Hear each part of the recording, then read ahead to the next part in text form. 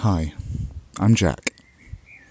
I found the Manwhore podcast while searching for tips to become a male escort.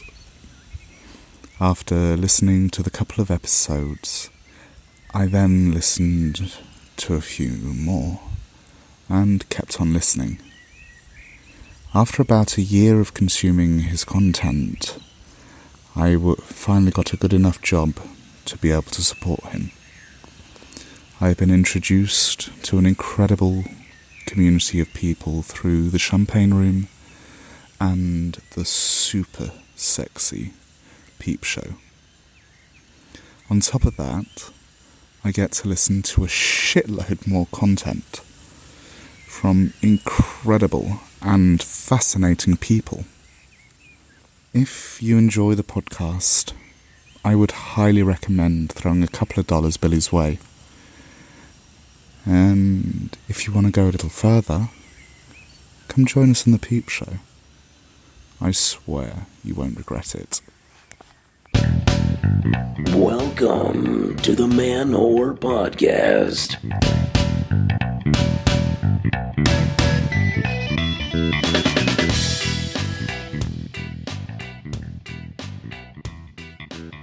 Shout out to all the disaster damsels, the COVID cockhounds, and the quarantined queer babies out there. This is Billy Presida, and you're listening to the Manwhore Podcast. All right, how you doing? Welcome to the Sex Positive Podcast, hosted by a comedian that's not a comedy show. This week on the pod, I've got on an actress and beauty tip YouTuber, Monique Parent. This one's for all my older listeners out there. We didn't say old, we just said older than me, who is 30. No, Monique is fantastic, and we're going to talk a lot about age and beauty in Hollywood in a little bit. But first, I hope you're all staying sane out there. I hope we are all keeping in good spirits. A lot of people have been, they call, they text, and they're like, oh, how are you? And I mean, by normal standards, I'm not doing great, but by quarantine standards, I'm in good spirits. And I think that's like kind of what we need to be shooting for, is we're doing the best we can be right now, and we're going to round that up to good. I got interviewed by New York Magazine last week, which you can check out at thecut.com. They talked to me a little bit about my current polyamorous quarantining situation. So it's not a bad interview. It's a short little slice of life of what I've been up to over here. Apparently, a lot of people still don't understand non-monogamy, which is fascinating. But it's okay. It's okay. They'll learn one day. I do want to give a shout out to the New York City Health Department, because they put out a 2-sheeter last week titled Sex and Coronavirus Disease 2019. It is a document where, gasp, shock, oh my gosh, a government put the word sex on something and then gave us like good, accurate information so that we can make healthier choices as adult people. I love it. I know Twitter definitely went around and mocked it a little bit. I did too. I was like, hey, New York City's kind of like the cool aunt who tells you about rim jobs and gives you condoms. But in all seriousness, this is awesome. And I wish more places did this. I wish this was a national, a federal health document, but we can't put the word sex on any of those, right? But this document, which I'm going to link to in the show notes, gives you information, again, how COVID-19 is spread, which I hope we all know by now, but it also gives you some tips about who your safest sexual partners are. Little spoiler alert, the city of New York advises that we all masturbate more. Yeah, they said that. They said, literally, you are your safest sex partner. Masturbation will not spread COVID-19, especially if you wash your hands and any sex toys with soap and water for at least 20 seconds before and after sex. Oh my gosh, we had the government say that. There's another bullet point in there. I'll leave it for you to find later, but there's a bullet point that says rimming. They said rim jobs in an official government document. I'm so happy. So go into the show notes. You'll see a link to that there. Please check it out. You don't have to be a New York City resident to want to practice even safer sex during such times. Yeah. Before I get to my guest this week, Monique Parent, I want to get to some of your emails. And I want to remind you, send your comments, your questions, your criticisms, your titty pictures, all on over to manwhorepod@gmail.com. This first email, the subject line is, "Bro, she's a challenge." I have been in my monogamous relationship going on 4 years, and we are getting married in May. I don't think they are. I have been with roughly 200 sexual partners, some better than others, etc. I really struggle to get her, my fiance, to orgasm. I don't last a long time with penetration, but do try to make up for it in other ways, like fingers, tongues, etc., even toys. ... WTF, man, I don't know what to do. Any suggestions? Yes, we have spoken about it and cannot seem to find a solution. It's getting to the point I'm starting to think she's not physically attracted to me. Especially hearing her speak of old partners. Thanks, Will. Well, Will, hi, hello. First, let me give you my condolences for your 100% soon-to-be postponed wedding. I don't think that's happening in May, man. Look, my sister also has to put off her May wedding, even though she's still in denial about it. She's when the CDC said that you should all cancel big events for the next 8 weeks. I knew that my sister Morgan was like going to the calendar and like counting out the days, and she's like 9.5. We're good. They're not going to be good. They're going to have to postpone that. I love that making your fiance come is one of your utmost concerns right now with everything going on. But there's a lot going on in your email, so let's see if we can get to it all. I'm glad you two have explicitly talked about this struggle. And it's even something I've struggled with in my relationship. Sexual confidence. You seem eager to please her in a variety of ways and recognize that your cock is not the only way you can get her off. And that's awesome. You are ahead of a lot of dudes right there. However, not knowing either of you and not speaking to your wife, I can't sit here and assure you that your wife is attracted to you physically. And I wouldn't get hung up on it, dude, because the only person who can definitively tell you that is her. And if she reassures you that you're sexy, you're just going to have to put your insecurities aside and believe her. Because your other option is to convince yourself that she's lying to appease you and she's prepared to marry a hideous fucking chud till death do you part. And that just seems like a weird life decision for anyone to make. So I struggle with this too.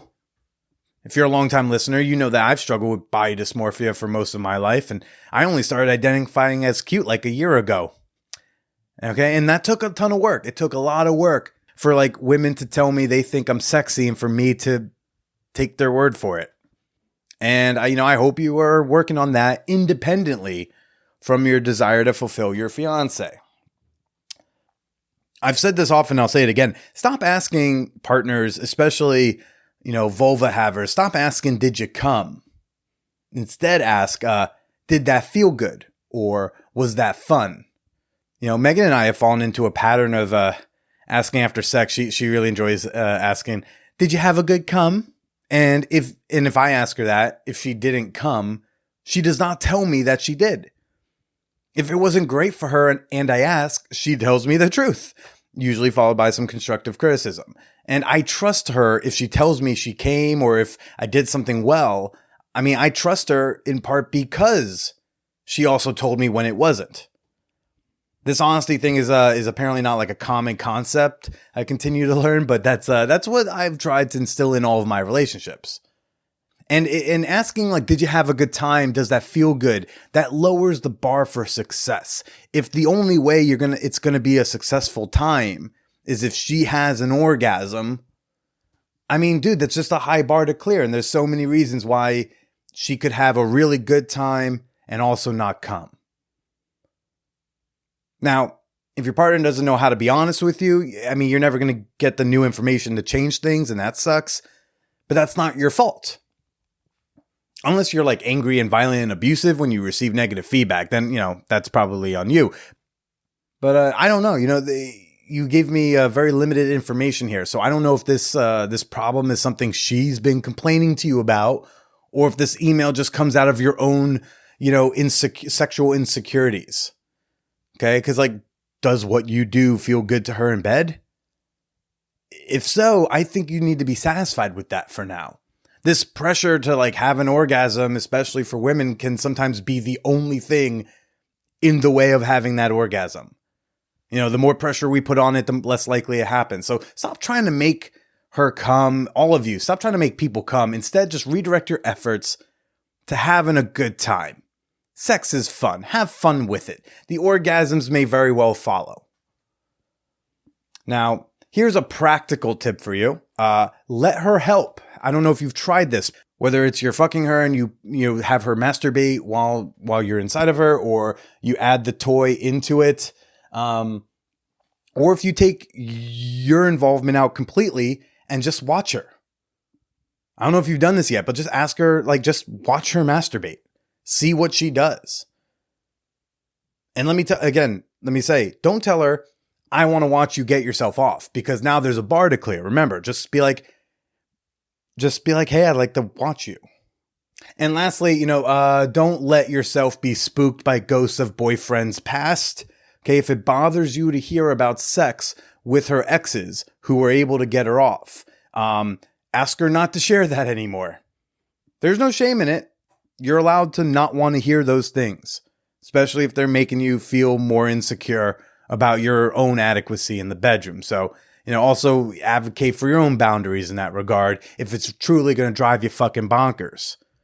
Okay, don't let this whole orgasm thing get in the way of having fun with her in bed. All of this advice, by the way, maybe changes if the complaint is coming from her, but right now it seems like this is a you thing in your head. Get out of your head. So good luck with that, Will. Good luck. I got this other one, brief one. It says, hey, Billy, I love your podcast after listening to 11 episodes. How often have you fucked your guests after you tape the show? It's so much fun listening to them laughing, flirting with you, getting turned on, and digging your scene. All right, well, sometimes that happens. When reconnecting with exes, the spark gets reignited, and sometimes we've fooled around afterwards, or sometimes we've tried to date again. Again, these are intimate conversations, and sometimes we find a connection. And hey, I purposely try not to make the first move for the sake of professionalism, but luckily for me, some really cute people on the podcast have been incredibly unprofessional with me, and it's led to some fun. I'm not going to go sit here and dredge up a percentage or a number for you, but look, it's happened sometimes. Hope that answers your question. I tried to be as not pervy about it as you probably intended. All right. I had a really fun week, by the way, interacting and playing with my patrons. It was so much fun. We had we had an epic game of Never Have I Ever and of Truth or Dare over the weekend. Just members of my fan whore community on Patreon. It was so much fun. But I just want to say, I want to give a shout out to my fan whore community for hanging out with me, for being honest with me, for supporting me through this time, and for just having some fucking fun with each other. Ugh. Y'all are making this whole quarantine situation so much easier. And that's why we do a fan whore appreciation moment. Okay. This is the part of the podcast where I like to give a few specific, individualized shout outs to members of my fan whore community on Patreon. I want to give a shout out to Dion. Forget how to say your name, dude, but you were fun during Truth or Dare. I actually personally dared this dude to open his window and profess his love for someone really loudly so all his neighbors could hear. And the video evidence was very entertaining. Shout out to Kelly Myler, and shout out to you and your whole office, because apparently all of y'all are listening. Granted, you're not listening together in that office right now, I hope. But hopefully they all hear it and they Slack you and they're like, oh my God, Kelly, did you hear? You got a shout out on the podcast. And then she's going to be like, oh, I don't know. I skipped the intros. But thanks for supporting. Thank you to Josh, another Aussie follower. You know, if we can just get like a few hundred more of y'all Australian folks in the Patreon community, maybe I'll come out there, you know, once the zombies are done. Great. And a shout out to Paladin24. You are just like my holy and horny warrior. Thank you so much for your patronage and your membership. You can become a member today and join an awesome sex-positive community of like-minded listeners. Members get access to private discussion groups, bonus content, extra episodes, and right now, honestly, a schedule of fun digital activities so we can stay connected to one another in these isolated times. You can become a member today for as little as $2 at patreon.com/manwhorepodcast. That's Patreon, patreon.com/manwhorepodcast. Before I get to Monique, one more piece of business here is, a lot of stuff is changing. Day to day, things are changing. It's wild. It's crazy. We're trying to stay up to date. There's so much to digest.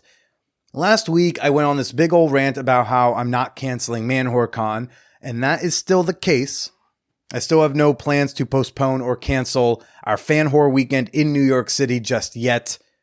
We gotta see where this rides out. It's too far away to be canceling just yet. But what I don't want to do is start selling weekend passes while things still remain so uncertain.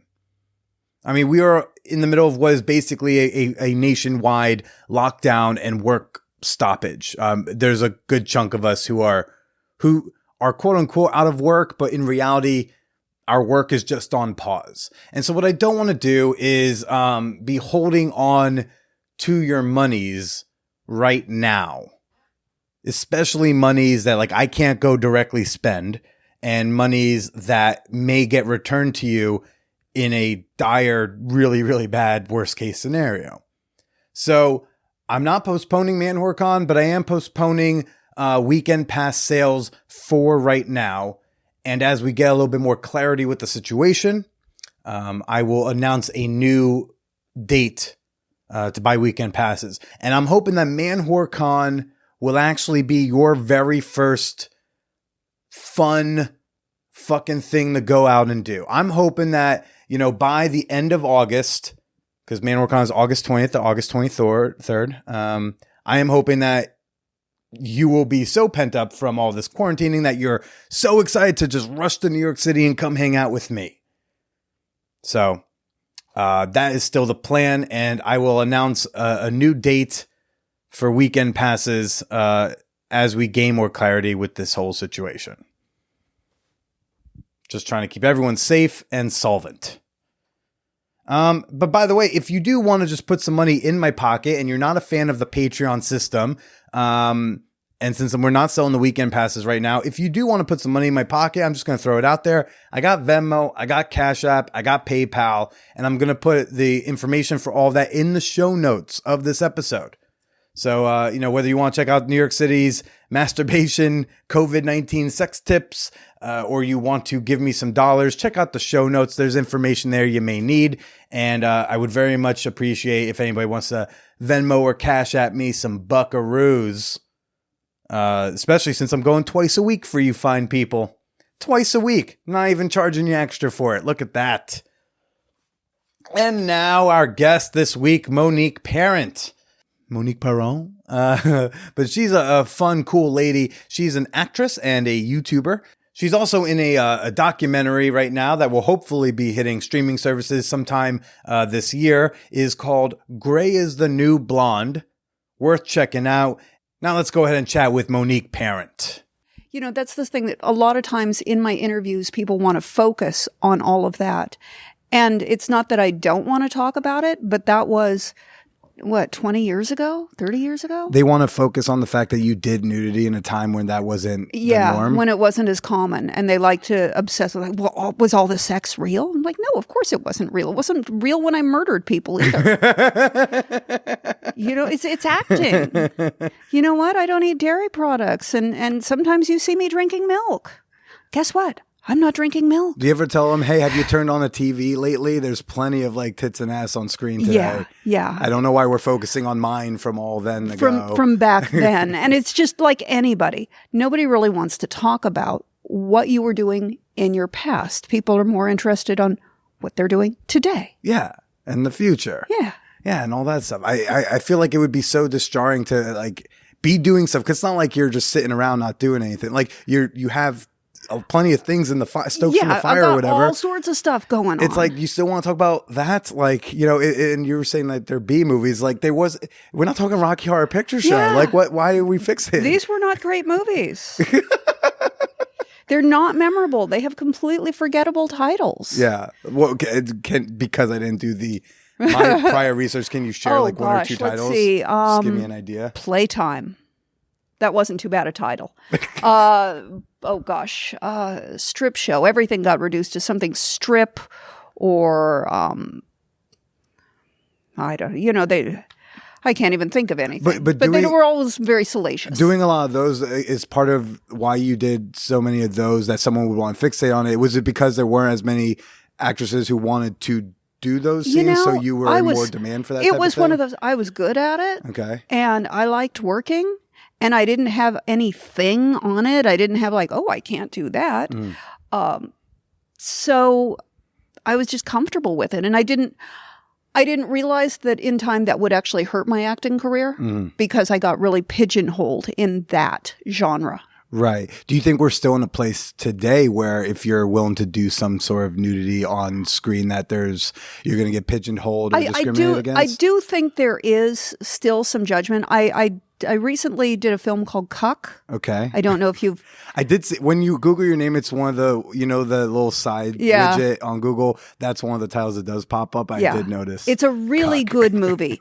And it came out on the same day as The Joker. And some of the reviews compared it to The Joker, to Joker. It's got sort of a similar subject matter, but handled in a very different way. Okay. I have a crap ton of nudity in that movie. Okay. I'm playing a porn actress. So, we're doing the montage. So I've got, it's like massive nudity. And some people are comfortable with it. And some people just like to pretend that I don't exist. Like sometimes we'll do the Q&A after a screening and we'll all be sitting there, and everybody's getting questions. And it's like nobody acknowledges that I'm even in the movie until finally one brave, and it's usually a woman, will say, those scenes must have been difficult. I'm like, yes, they were. And I'll talk about doing those scenes. And then all of a sudden, the whole room lights up. Like all of a sudden, that barrier has been crossed and it's okay to talk about. Someone talked to the old naked lady and you're just like, hey, the hot old naked lady. Hey, there's an older naked lady in the movie too. Just, for the record, I'm not the oldest naked lady in it. Well, I mean, but why were those scenes hard for you? Well, they're very graphic. Okay. More graphic than you were doing back in the B films? No, about the same level of graphicness. Okay. And of course, everyone's got the naughty bits covered, but it's, you have to grant permission to a stranger to handle your body and to touch your body in a way that you would only do with your most intimate partner. And you have to, they have to ask permission. You have to give them permission about every little thing. May I kiss you? May I touch you here? May I touch you here? And you have to, and it's one thing to do that with one actor, but when you're shooting a montage like that, you're like, this actor, now this actor, now this actor, now this actor. You have to renegotiate the terms of consent each time you start from ground zero. And that sounds exhausting. This is like one day of shooting? Yes. That sounds exhausting. It's exhausting. Yeah. And then you're shooting those scenes and they can be physically very difficult scenes because you're trying to show like a very graphic, raw sex. So you're moving in a way that's like, I'm 54 years old. I'm with these very young men, very large, burly men, and they're bouncing me all over the place. And I'm trying to, and of course, I've got all the naughty bits covered, and I'm trying to keep that covered from camera. And it's a grueling day. And the worst part is smelling them on you. Oh. It's smell. Yeah, every orgy smells like Burning Man, but at least At least at the orgy, like you're probably, you get to get off a little bit. You're on Exactly. set. There's no real big payoff. You're actually there participating for a reason. This is just, making a movie that's about movies. For all in the this magic part. of Hollywood, you think they could figure out a way to like take the smell out of the sex scenes? Yeah, and it's, you've got that, it's a 14-hour work day, and people been sitting around on set for 11, 12 hours, and then it's like, okay, now, and the hot lights, and it's just like, oh, that shower that I had this morning was a long time ago. That makes me think of the people who don't shower before the play party. I'm like, come on, dude. You have a shower. Yes, you have a shower. Well, this is a good time to say, and I want to ask, is it parent or parent? Because I feel like your aura, it can't be as simple as parent. It's it must parent. be something. Okay, It's parent. Like, is it some sort of French? It's I parent. know. Parent. Parent. Oh, there we go. Sometimes I go into auditions and the casting director, and this is Monique Parent. And when I was in Paris, I had the French correct me on the pronunciation of my name. Oh, and what did they say? As only the French would do. No, Monique Parent. And I'm like, no, Monique Parent. That's like my dad going to Italy. So there's an island off the coast of Capri called Procida Island. But that's not how you say it in the Italian. Our name would be Procida. But he's like, yeah, Procida. Yeah. Yeah, like my dad was, he took my mom to Italy for, an anniversary thing ages ago, and he's paying with the credit card, and they're like, oh, you were the Procida. He'd be like, yeah, my name's Procida. They're like, no, Procida, Procida. And we're like, who's on first? What's happening here? It's just like, okay. Well, I am here with YouTuber and actor Monique Parent. That's how I prefer to say it. Thank you for chatting with me. Thanks it is for my making the pleasure. time. Yeah, so you something a lot that I see like in your YouTube videos, a lot of it is like, I am of a different generation. I'm of a certain age, and I'm still glamming up, getting pretty, getting sexy, getting dolled up. Absolutely. Yeah. There is this weird thing that happens to women, usually around the time they turn 40, but definitely when they turn 50. We disappear. We become invisible. Like to that screening room. Literally. Yes, literally. It will be, sometimes I'll be working on a job professionally, and especially to men our age, we don't exist anymore. Right. And it's not like I'm looking like, I'll be working with a coworker who's around my same age, and he won't even look me in the eye. We're not doing a sex scene. We're doing a conversational scene. And it's like, he can't acknowledge me as a human being.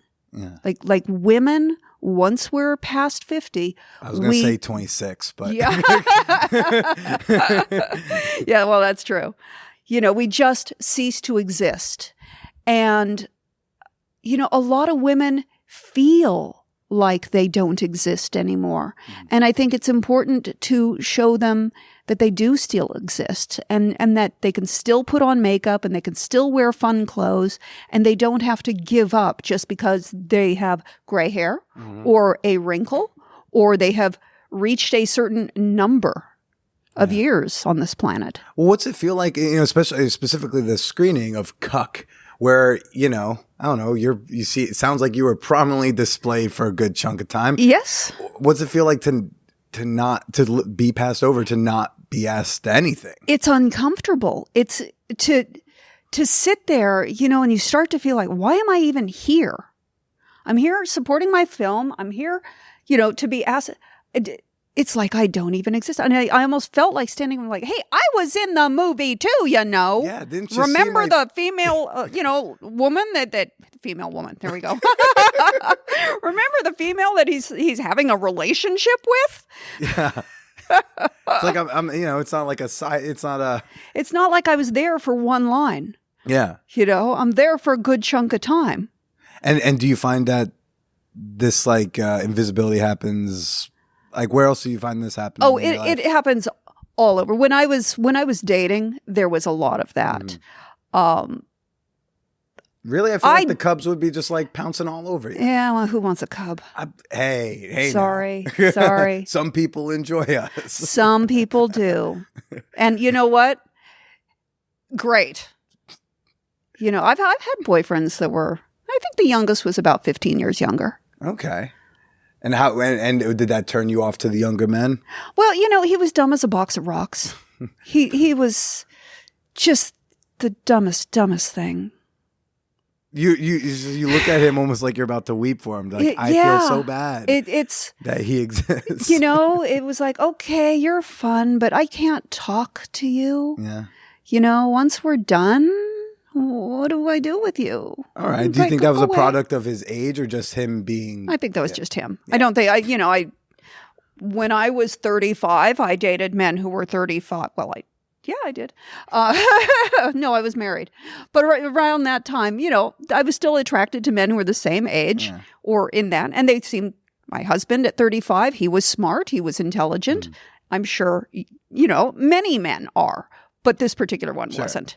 So you said you've been dating your boyfriend for like 3 years. So yeah, about 3 years. What was the dating life like being in your late 40s at the time? Oh, gosh. In LA? Dating was, I would go in fits and spurts. I would date hard. I would date anybody. If they seemed interesting, I'd give everyone a shot. I went on dates with men who were, heavy set and not terribly attractive. And I thought, okay, well, this is going to be just like a nice evening. Maybe we'll be friends. Yeah. And then afterwards, it's become like, oh, this may be a real date. I think you took a lot of swings at the plate. It sounds like. Yes. And what's your mentality for that? Because some people get so selective. They're like, I'm gonna be very careful with who I spend an hour with. And you were like, let's bring them on. Yeah, because you could be surprised. You can be surprised. I see women who are so picky, and everyone has to, and men too. This is not gender specific. People who are so like, I've got to have this and this. He has to be 5'10". And he has to drive this, and he has to do this, and it's like everything is so carved out. It's like, good luck finding that person, and why not let yourself be open to something else? Right. Somebody might check off 5 of your 8 boxes, and then they might have a different box that you don't even know that you like. Yeah. Yeah. Be open to whoever they may be. Yeah. Well, so how did your current boyfriend stand out? Like many people, I had a vision board. That's adorable. I know, isn't that? Yeah, you and college girls everywhere. So I did my little vision board of how I wanted my life to look. And in this whole vision of how I wanted my life to look, I had a little section for a relationship that I wanted. And I loves to travel, do things together, farmers markets, all those stupid cheesy things. Okay. I put that in there, but I didn't have a picture of the man because I kept looking at men in magazines and I'm like, I don't see myself with any of these men. Yeah. And then one day— The guys with the abs, you were like, not for me. No. I wanted somebody I could really be in a relationship with. So when you're fantasizing this relationship, you really had no physical anything? No. I've dated all different types. Yeah. And I can find myself attracted to all different types. Okay. But I couldn't quite commit to putting a guy's picture there. And then when I was on Bumble and I was swiping through and I saw this one man and I went, this is the guy that I want to have on my vision board. Okay. And so I reached out to him. And that's how we connected.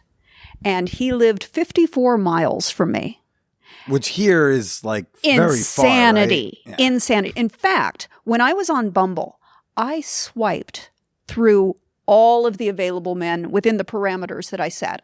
As far as I would done that. Doesn't it feel weird? You're just like, really? I swiped all of it? You sure? That's it. I used them all I broke your app. And then so sometimes, you change your parameters. Let me change my age range a little bit. Yeah. Let me change this. And, so I'd play with that. And one day, this is how I found him.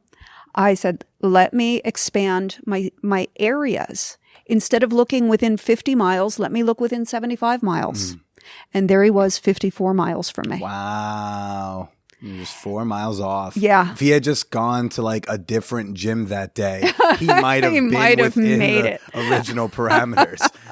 And because of the distance, 54 miles anywhere else is not crazy, but here in LA, it is.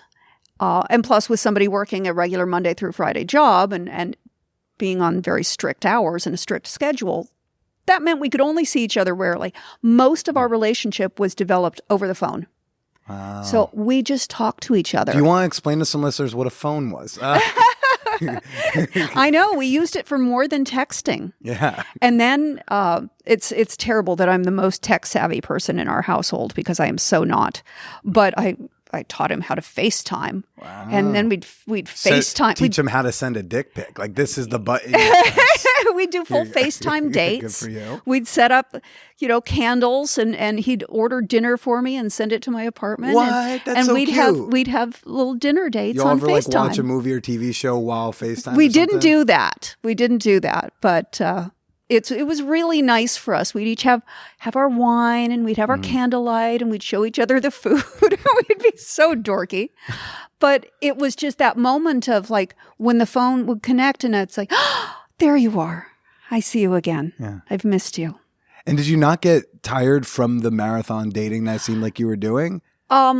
When I was doing the marathon dating with all these different people, yeah, that was exhausting. And I would go in, like I said earlier, I'd go in fits and starts. I would date like crazy and then I'd be like, oh, fuck this. I can't do this anymore. But what's like the mentality that kept you going through those mass batches and just keep swinging at it? Because so many get disillusioned and go, fuck this, but way earlier. Yeah, I wanted to be in a relationship. Yeah. I have good girlfriends, I have good friends, but I wanted a partner. So you're almost taking it like a job, being like, to find a partner, I have to go through a numbers game. I'm going to see her. I'm going to do my swipes. I'm going to go to these dates until I find the one. Yes. Okay. And then every once in a while, you got to take a little mental health break. Yeah. It's like, you know what? I'm over these dipshits. I'm just going to hang out with my girls and we're going to just like go on hikes and we're going to drink coffee and drink wine and bitch about men. Did you ever get like hopeless in all of it? Especially with like the age you were at, I feel like it can be quicker to think, oh, I'm gonna never find somebody. It did feel a little hopeless at times, particularly with gray hair, because some people would be very attracted to gray hair, and some people would be. It's blonde, right? No, it's actually blonde. Isn't it blonde? Your Do they hair's say blonde. that out loud? Yes. Why are people so stupid? Even because I'm stupid, and even I know not to like. I've been learning like, oh yeah, don't make actual. Oh Jesus. Yeah. Okay. Yeah. I had. Okay, this was weird. One time, a guy reached out to me, and then apparently we started texting. And he said, "Where are you?" And I said, "Well, I'm in Studio City, which is where I lived at the time." And he's like, "Well, I'm in Studio City, and it looks like on my phone that you were very, very close to me." Yeah. He's like, "In fact, I think you're across the street from me." And it was like 7 a.m, and he was like, "Do you want to just like meet?" Yeah. I'm like, "Sure, okay, I don't give a shit. Come over, come across the street." So we met out on the street. He's in his gym clothes, I'm in my gym clothes. So I met out on the street, and I could tell he was very disappointed that I was not blonde. And I was very disappointed that he drove his car. To where? Across the street. What? Wow. I'll say wearing gym clothes, which just seems dishonest. Yeah. And it's like. Were you too tired to cross? Yeah. He's like, well, I was just on my way to yoga class. It's like. No, you wanted to show off your car. Oh, was it a very nice car? I don't know. It was just a car. It was not, it's like, I'm too old to be impressed by a car. That runs out after a while? Well, after a while, you start to go, I don't care what you drive. Are you a good person? Are you kind? Well, I guess what are some of the priorities that, I mean, also, and we can ask about the marriage in a little bit, but like, what have you seen as your dating priorities? What have you seen shift in your dating priorities from maybe right before the marriage or like when you were dating before that to after? Well, when I was dating my ex-husband, I was in my 20s. We got married when I was 29 and then we got divorced when I was 39. So I was no longer at the point where I was thinking about somebody to be the father of my children. And when did you guys start dating? Oh, when I was 25. Okay, so you didn't get to do a ton of dating before you were locked down for like 15 years. Yeah, I was in a 15-year relationship from a very early start. So then and then 49, so that would be 39, that would have been like 10-ish years ago. online dating's on the rise. I think Tinder's just on the cusp of coming out. What was it like to, get divorced at 39 and the dating world is so different? I jumped right into another relationship. Oh, that's a nice way to have to avoid the internet. Yeah. It's just I jumped right into another relationship, which was a terrible idea. I do not recommend that. You make poor choices. And that was not a good thing for a couple of years. Yeah. And then I extricated myself from that. And then, I dated and then it was just more about being with me than really dating. I would go out on dates periodically and then I go, okay, well, I'm good with that. I'm just going to go back to being with me. But within dating, it doesn't sound like you were invisible to men. At least on the apps and such. No, I didn't really go through a lot of an invisible to men as far as the dating front, but I do see that when in the professional world, when I'm working, I will have a lot of 50-year-old actors refuse to look me in the eye. Yeah. Like they're afraid I might be attracted to them. And then they're going to have to deal with the fact that some old lady wants them. Yeah. I don't know. And God forbid they looked in you in the eye and were like, oh my God, I think I'm into it. Yeah. It's just, I don't understand their reason, but I see it often enough to wonder about it. It's like, why does a woman your age make you so uncomfortable? Why do you think? I think because it makes them see their own mortality. Yeah. I think they see their own age. As long as they're dating the 26-year-olds, they can say, yeah, I'm a stud. I got it. I'm not actually 52. Yeah. I'm still young. I still bang like I'm 36 or whatever. Yeah. And I guess that sounds like a discomfort with their own age. What's made you so comfortable with your age? And what am I going to do? I mean, I am what I am. I'm not going to change it. I could get Botox. I could get injections all over the place. I could have plastic surgery and be drawn back to here. But that's not going to change the fact that I'm my age. Yeah, I agree. But not everyone is so comfortable as you. It's not everyone is. And I'd like to make people more comfortable with it. Yeah. And that's not to say I have anything against the cosmetic work. And I certainly will do some cosmetic work. I get Botox every once in a while. Okay. But, you still just look your age. Yeah. Now you look your age with Botox. Well, were you always so comfortable in your aging process, or is that something you kind of have to figure out? I was never 49. I went from 48 to 50. Okay. When I turned 48, I just started, or 49, I started telling people that I was 50 because it was just going to make it more comfortable. So I was never 49. And then when I was in that not 49, I had left acting for like 3 years to do some stupid sales job. So I was living in Arizona and I moved back to California, and maybe this was a midlife crisis, but I pretty much decided that I needed to make a big change in my acting career. And I sort of basically shaved most of my hair off and then let it come in gray, bleached out the rest and then let it grow in gray. Cool side shave? Yeah, I did. Yeah? Yeah. Yeah. Yeah. I knew you were cool. It was really fun. It's like I had this little tiny peach fuzz. I'm like, ooh, that's so fun to play with. But it still sounds like you were in general comfortable with the aging process, with beauty and age. I knew that I couldn't fight it, so I had to accept it. And you were like, I'm not going to bang 26-year-olds just to feel younger. Yeah. It's not going to make me feel younger. And it's all of the women that I know that have ended up in relationships with much younger men do get left at some point because as those men age and mature, they decide that maybe they would like to have children. Mm-hmm. They would like to have a family. And that older woman is not going to be able to provide that for them. Mm. So I've seen that quite a few times with some friends. All right. Do you find yourself coaching some friends that are also your age who's single, they're out of their first or second marriage, and I actually my you have to teach any of them how to use Tinder? It's like, this is. I had one friend who, right out of her marriage, I worked with her a little bit on doing the dating apps, and she very quickly went, you know what, I don't want to be with anyone right now. I just want to focus on me. She's like, boys don't matter. Wow. She just totally just shut him off. She was like, I'm done. She's like, maybe someday, but right now I got shit to do. So what led to you doing the YouTube videos? When I made the decision to go gray, I made a video. What do you mean by deciding? Can you decide to go gray? Well, yeah, I can't decide to not get thinner up top. So. Just not deciding to go gray is coloring your hair. Okay, so at the time you're still coloring it in Colored blonde. my hair for 30 years. Wow. 30 years of every 3 weeks laying that dye on my scalp and getting rid of that white that I could see. I was always chasing that white stripe. Okay. So when I finally decided to accept it, when you're ready to go gray, you can do it a couple of ways. You can shave your head completely and start over. Okay.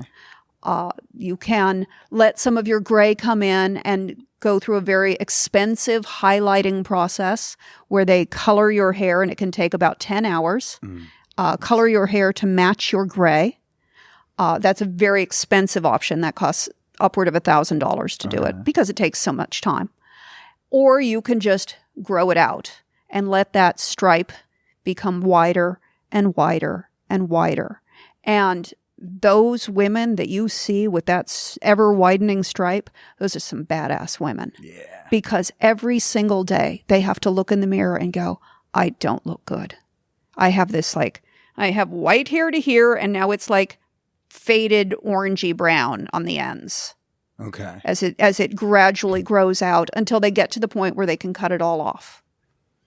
That's pretty wild because, you grow it long enough, I imagine you can see exactly where it started going, the change. And so it's almost like rings on a tree. You can see your aging process through just the hair that's down to your shoulders. Hair grows an average of 1/2 inch a month.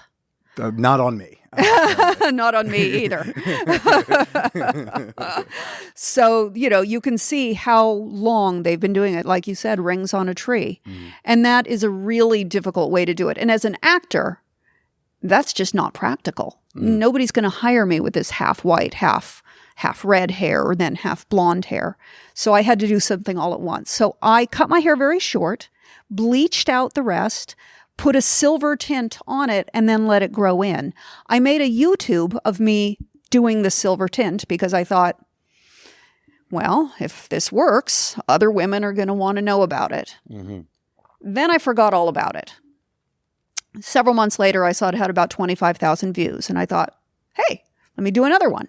And then let me do another one. And then people were asking for makeup videos, and I'm not really a makeup artist, but I thought, yeah, okay, I'll do that. Because I was looking in magazines, just as I have done since I was 13 years old. That's how we develop our own style. We look at the women's magazines, the fashion magazines, and we're like, oh, I like that style. I like that look. And I wanted to see, what color makeup do I wear with gray hair? Except there were no gray-haired women in any of the magazines. And I thought that if I am feeling that way, other women are feeling that way. So why not go on YouTube and just make videos where I put makeup on and be a face where women can relate to them? Just be basically a Barbie doll. Are there different makeup tips to do later in life? There are, and I don't know all of them because I'm not a makeup artist. Right. I'm an actress who's absorbed some things. That's why I don't like to call what I do tutorials. Okay. I do a lot of get ready with me. I like that. Because let's just hang out together and put makeup on, and I'm going to experiment and I'm going to try things, and sometimes it's not going to work. I'm editing a video right now where it's like, oh, this is not good makeup. But it all washes off. And sometimes women have been so busy raising children, they've forgotten to play with makeup, and they've forgotten that part. They've forgotten to be pretty. They've forgotten their sexuality. Exactly. They go from a sexual being to this parental being, and then they forget that they're allowed to still be. I have a lot of listeners who they just realize, oh my God, I'm 45, and the kid's finally out of the house because he's in high school, and oh my God, I'm a horny person sometimes, or I'm a romantic person, or I deserve love or attention and all that. Yeah. But then it's oh yeah, I forgot how to do the makeup. Yeah, I've forgotten how to do it. Or I feel like I can't make a mistake, because we seem to live in a society where nobody's allowed to make mistakes, where we have to be perfect all the time. So I love showing in my makeup videos where I make mistakes. And like, well, that wasn't supposed to happen. Oh, great. How do we fix this now? And I like to show how I correct it, so that when you make a big mistake on your way out to a big event, it's okay. It's not the end of the world. You can fix it. Here's how you do it. And you keep going. Or you modify the look a little so that it's okay. Yeah, I meant to do that. Yeah. Well, so I mean, have you noticed, like, is there a tip, like, in particular you've noticed, like, oh, this helps me more than it did 30 years ago? Like, is there like an age specific, like, beauty makeup tip you might give? Age specific beauty makeup tip: keep it moist. That's the one thing that we as women lose as we age because of the loss of estrogen. Our skin just loses that moisture. So drink a lot of water, eat an avocado, eat the salmon, and use moisturizer and use sunscreen. And that is for any age. That is the best beauty tip I can offer any man or woman, or, well, even an animal. Put on sunscreen. Put on sunscreen. Wear a sunscreen every single day. And what does that do for the skin? That is going to keep you from having those wrinkles and age spots. Oh yeah, Jesus! I tried to take like a boomerang the other day of just me smiling. I realized, like, oh, I'm gonna be a wrinkly man, because, like, and you tell me, because I don't know skin. Look at how I dress. I don't know what I'm doing in my life. You have terrific skin. You have beautiful skin. Thank you. You do have some nice crinkles around your eyes. You smile a lot. Me smile. I go. But you've done it a lot. Yeah. I guess that's a good thing then. That's a good thing. I was crying less, maybe. There's when I do get my Botox done, I only go for the spot right here. Right in between. Right in between the brows, so that I don't look like I'm frowning when I don't mean to be frowning, because I tend to frown when I'm just concentrating. Oh. But I don't get it around my eyes. I like the crow's feet. Yeah. Those are all from smiling. They've shown life. They've shown happiness. Your skin looks terrific, but you are very fair. So you need to be wearing an SPF 50 all the time. All the time. Another thing I have to add to my routine. Come on, that Rogaines twice a day. Yeah, top of your head too. Get a little spray, sunscreen. Yeah, I am learning to accept the up top situation as newer for me. Yeah. I cannot get tan. I don't know what it is. I haven't been tan since 2007. Have you considered tattooing? Like tattooing it brown? Your scalp. I probably wouldn't want a tattoo just in case I ever did go, like, if I ever wanted to shave off, or you never know if, like, I'm trying to do a thing where they're like, hey, would you be willing to shave for this role? Or so I don't want to put anything permanent up there. Yeah. But I know there's like the sprays. There's sprays or stuff. I've never really played with that. It's not so terrible if I'm shampooing. It's one of those things you just do it for when you're on camera. Yeah. I mean, look, I don't know what I'm supposed, like, I just turned 30 last year. I don't know what I'm supposed to be doing and changing as I age. Like, are there any guide tips that you would give? Really, it's the same thing that for women. Take care of your skin. Wash your face every night before you go to bed, and put on a moisturizer. It doesn't matter which one. Yeah. If you can use anything that has, oh gosh, now I'm drawing a blank on it because everything is going to Rogaine, and that's not it. I'll write some things down. Okay. I can't think of it right now because I'm having a brain fart. That's okay. Well, so it seems like so you were married you were with the fella for like 15 years. Yeah. It seems like you've always retained the sense of like beauty and sensuality. Like, it doesn't seem like you ever lost that. No. Why would you want to lose that? Well, I don't think anyone wants to lose it, but like something I hear from so many of my older listeners is like it gets lost somewhere in the fray. Somewhere. So how have you retained your sense of sexuality? By making the choice too. Yeah. And I think a lot of people forget to make that choice. What does that choice look like? Is it looking in the mirror and saying, "You go, girl"? Is it doing it? It's looking in the mirror. It's working out every day. It's taking care of your body and realizing that it's not about skinny. It's not. I don't care what size you are, but you should work out every day. You should get some exercise. You should keep the blood pumping. Masturbate. keep yourself alive as a sexual being. I think that too many people they forget that part because they get so busy parenting or, working. Or if they do end up having time for anything that's sexual, it's like, I guess, pleasing that person who sleeps in the bed with me. And even that maybe isn't that great now. And yeah, I mean, one of the things we do is a lot of times, my boyfriend has a really busy work schedule and he's got to be there Monday through Friday. It's not flexible. Right. But what we'll do a lot is we'll make out when we go to bed. It'll be like, well, hey, should we make out tonight? You will ask that explicitly? Yeah. It's oh, like, that's hey, so can we have a cute. little makeout sesh before we go to sleep? It's like, yeah. So we'll make a point of like climbing in bed about 15 minutes earlier and just like make out. Do some making out. Do some heavy petting, as they said back in the day. Absolutely. And and then you go, okay, now I'm heating up. Okay, let's call it. Oh, you'll call it? Yeah, because... Is it sometimes you're just like, oh, that other thing's too much work? Well, we know we'll be there a long time. Oh, good for him with the stamina. Yes. Well, I mean, were you able to keep the other two ways I hear that the spark can go away is either with age or just longevity of the relationship. Yeah, we've only been together for 3 years. Right. But so. y'all are both in your 50s, and so you're keeping the spark alive in your age, but with your previous marriage, that was just a very long relationship. It was a very long relationship, and it disintegrated for a number of reasons. You just grow apart. Sorry. You just grow apart. And sometimes when you grow apart and you just stop having things in common, that is one of them.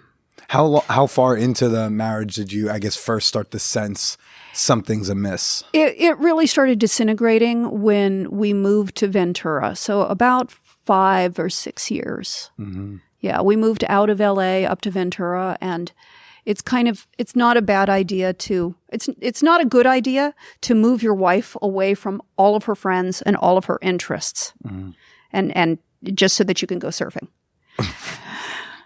Get him close to the beach. It might be bad for the relationship. Okay. And so what was like the first thing you noticed kind of break down there? Like you're near the beach. Is this like, are you stuck at home? Is he out? He was out surfing every day, and then he'd be going to sleep at like 8 o'clock at night because he had to be on dawn patrol. And in between, he's at work. Yeah. He didn't like to work all that much. Oh, awkward. So yeah, when you kind of lose respect for someone, that kind of goes away. Well, 5-6 years in, what keeps you in for the other like 8 or 9? Well, no, do you all have children? No, we didn't have children. This was 5 or 6 years into the marriage. So we'd already been together for 11 years at that point. Gotcha. And then, you're in for 11 years and you kind of want to stick it out, and then you have that trial separation, and then you get back together. There's this whole process. Is there a feeling of sunk costs? Yeah. Yeah. Yeah. It's like, I've already put in this time. It's like, I've put in the time. Let's do all the things that we're supposed to do. Let's try to make it work. Because something I'll notice, like either in briefer relationships I've had, or just in general amongst like, millennials, I'll just say that, is that there's almost like this desire to not be, if there's a fight or if there's something like off in the relationship, there's almost this nervous energy to resolve it as soon as possible. It can't be something that's resolved over the course of months. It must be resolved over the course of hours or days. And I feel like when you're in 11 years, you can go, I'll take a few years to fix this. Yeah. And I'm like, you couldn't tell that to a 27-year-old who's been dating someone 6 months, or even if they've been dating them 5 years, they'd be like, no, we need to fix this soon. Yeah. I can't be in an uncomfortable state for too long. It's like, and life is not always comfortable. And sometimes, you're just like, let's go to therapy. Let's learn where we are not communicating well. Yeah. Let's see if we can make this better. Too many times I think that we just don't communicate well as human beings. And it's hard to do. And that's one of the reasons why I think my current relationship works so well, is that we make a point of communicating. Was that something you learned from previous relationships? Yes. And did one of you kind of bring that up at some point? Yes. Yeah. Right from the get-go. In fact, one of our first conversations on Bumble, in fact, I think he had in his profile something about communicating. And so when I reached out to him in my very first message to him, it said, let's give that communication thing a try, shall we? Yeah. And how did that proceed? He's like, yes, let's try that. It's just so crucial. My current girlfriend, I think we early on realized we had different communication styles, which isn't bad. But then we had to recognize how can we mesh the two ways we interact. And last time I was in LA was August or September, and we had a little bit of a riff. And I don't like doing serious talks with my thumbs. Yeah. So I'm like, we need to be able to talk, or I proposed email's also great. Because email, I get a text, I feel like, well, I need to respond to this soon because I could forget it. You can't mark a text unread, but an email, I can read it. I can read all of this.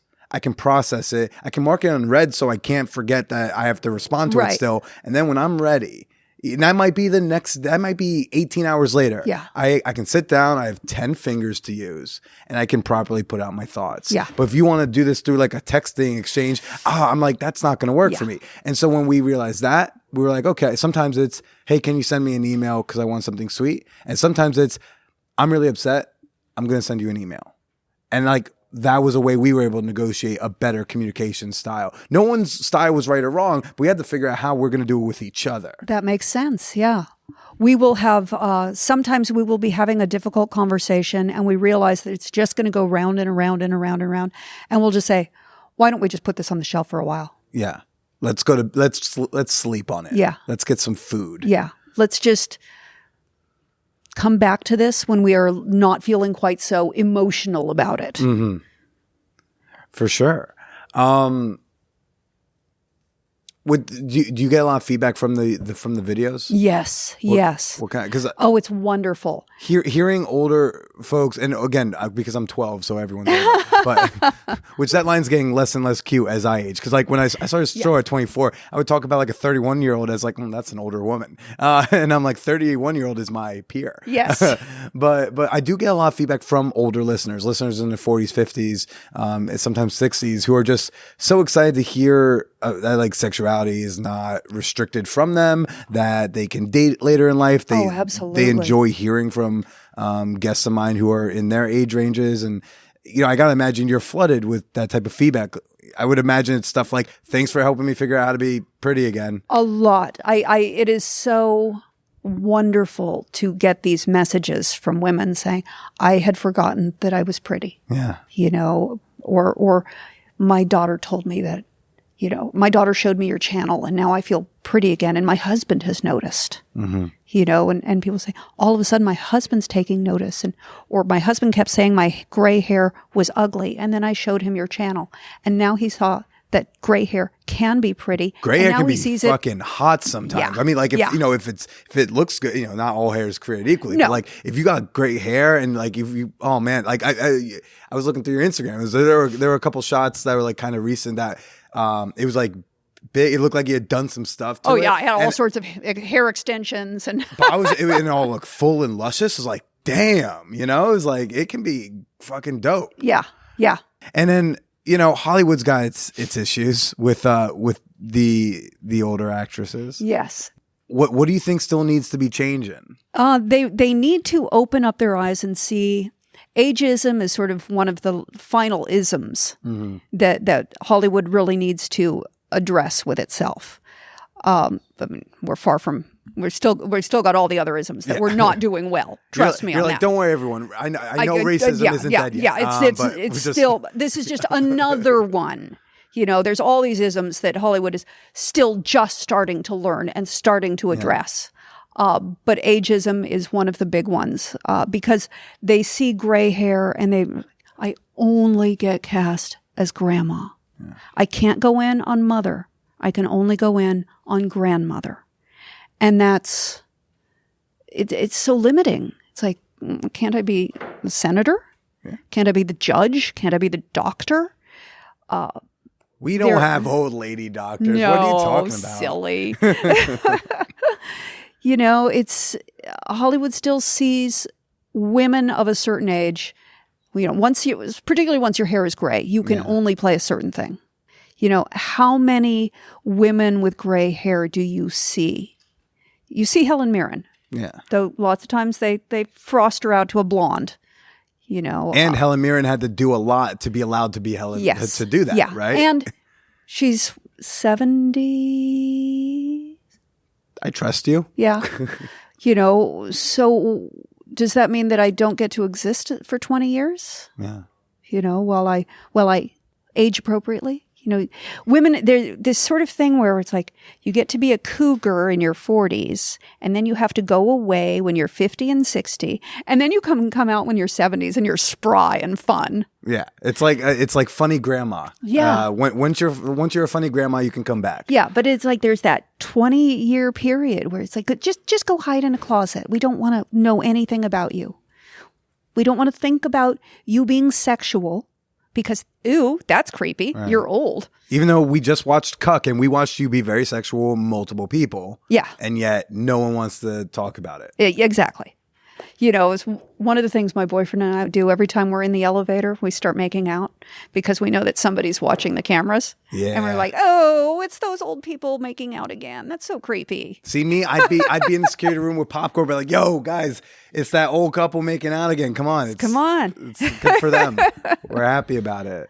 But I mean, like, how's that feel to, I mean, like, are you nervous about your career moving forward, knowing that there still aren't enough of the right kind of roles? I'm not nervous about it so much as I feel that it's my job to push and open up doors.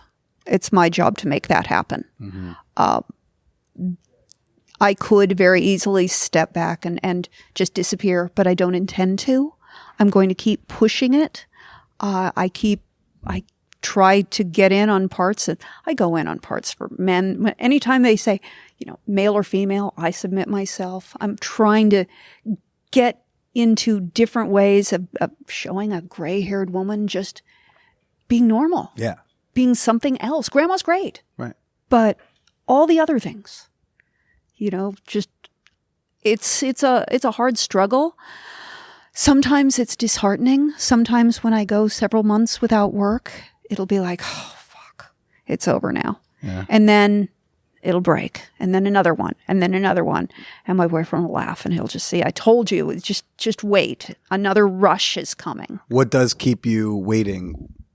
Like what allows you to wait and not stop? Good question. Pig-headedness. I mean, it sounds great that you have like such a supportive boyfriend. Yes. I mean, I gotta imagine that helps. That is such a help. That is as opposed to you being like, I don't know, maybe I should quit. And he's like, yeah, that'd be great. Then you'll be around more. Yeah. No. He doesn't want me to quit. He wants me to keep going, and he thinks that I will be a big star. He is my biggest fan. He's like, the TV series is coming. It's coming. They just haven't found you yet. Yeah. But.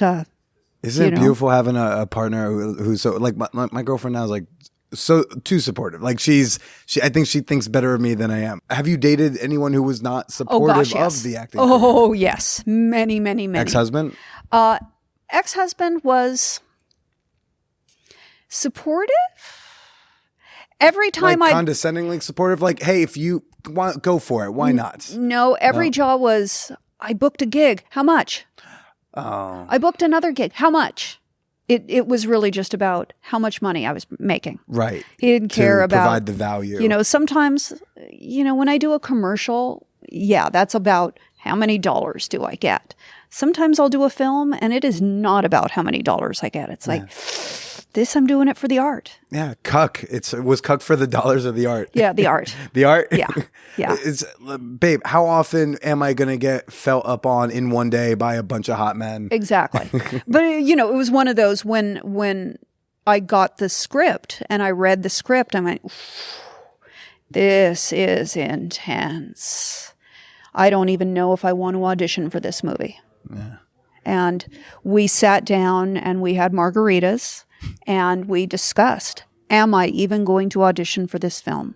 And we talked long and hard about it and discussed all these scenes. And I let him read the script. And he read the script. And he's like, wow, this is a great movie. But wow, is it intense. I didn't even think about with, you know, when we were talking about scene negotiations in the very beginning that, you know, another negotiation that I guess kind of has to happen is with a potential significant other back home. Absolutely. What are you comfortable? Are you going to be okay seeing me on a massive screen doing X, Y, or Z, or portraying X, Y, and Z? Absolutely. And that was hard for him. You know, he was proud of me. He thought I did a great job. But it was still hard for him to watch those scenes. Mm-hmm. I took my mother to the theater with us. It was hard for her to watch those scenes. Yeah. And I warned her. I said, there's going to be a lot of stuff you don't want to see your daughter doing. And she's like, yeah, I just kind of looked down. Oh. Like when I saw Titanic with my dad when I was 10, I'm just like kind of, as soon as the tick comes out, I'm like, I want to look, but like I don't want him to see me looking. There's shame. Yeah. And so you're in a documentary now called Gray is the New Blonde. Yes. You looked fabulous in the red carpet photo, by the way. Thank you. Love that dress. Thank you. I have had that dress for 25 years. Yeah? It's vintage. I found it at a thrift store in the 90s, and I wear it about once every 5 years. Okay. And it's interesting that it looks better on me now than it did 25 years ago. Nice. Yeah. Well, why don't you tell us a little bit about the documentary? Gray is the New Blonde is just this wonderful passion and project by a director who is a silver-haired woman who realized, you know, just all the different aspects of every time she'd go out, and some people would talk to her and say, you know, I'm thinking about doing that. How did you make that choice? And did you grow it out? And so she started interviewing different women to share their experiences. And it's just a very exciting film where you see women of all ages and all ethnicities talking about their experiences with the journey to going gray, making the decision to go gray, how their family reacts to it, how strangers react to it. Do y'all talk about the invisibility that you've been discussing? Yes. Yeah. And I think it's such an important film because women can, when it does get a streaming deal, I think they're shopping it around right now, it's going to be really helpful to so many women to be able to make them feel better about themselves. And thank you for sitting down and talking to me. Thank you very much. This has been wonderful. Yeah. Where can people find you? They can find me on Instagram at Monique Parent, MoniqueParent. Wrong. I know it's deceptively simple. They can find me on Twitter, same at Monique Parent. I have a website that I am very bad about updating and keeping current with, but it's there, uniquemonique.com. And you have the YouTube videos. And then I have my YouTube videos. So you can always find me on YouTube. Just look for Monique Parent. Fantastic. Well, Monique, thanks again. And why don't you go ahead and say goodbye to everybody. Well, I love you bunches. You have an awesome rest of your day, and I will talk to you very soon.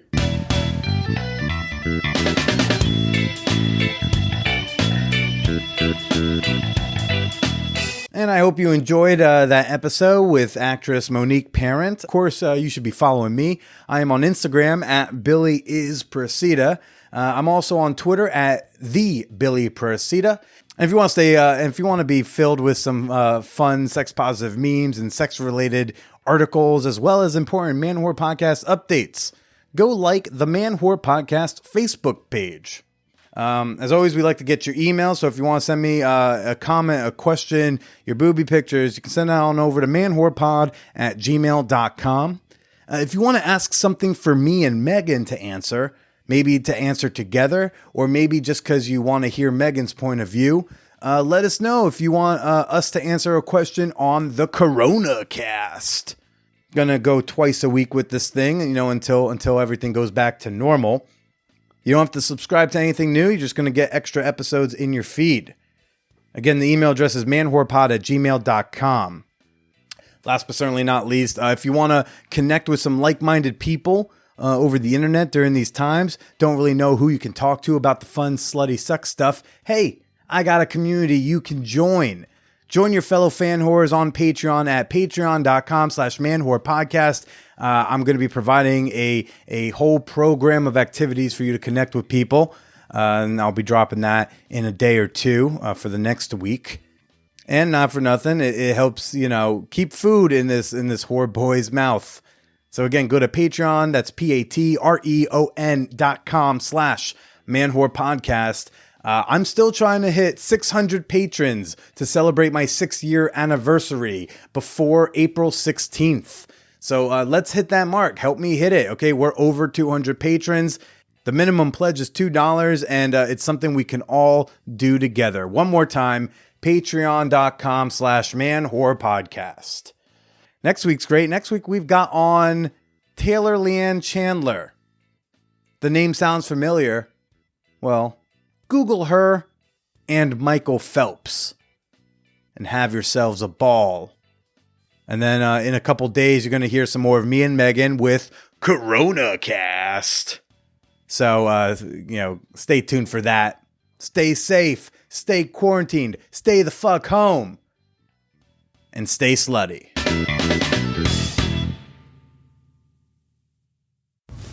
All right, friend. So, it didn't take me long after starting to listen to the Man Horror podcast that I decided that I wanted to be someone that contributed to its production. I became a Patreon member, and I got added to the Champagne Room and to the Peep Show. I love the Peep Show, and I don't really know that I could ever let it go. It's a place of comfort. It's like your best friends. Your best friends that'll know exactly how to cheer you up or how to make you smile. Everything about the Peep Show is about making everyone in there feel very good. You can say that you're having a bad day, and people will send you a folder full of puppies whenever you're lonely or sad or confused, or you want to know more about a subject or a person. You can find all of that there. And that's pretty remarkable. And Billy built that. And I'm happy to be a part of it.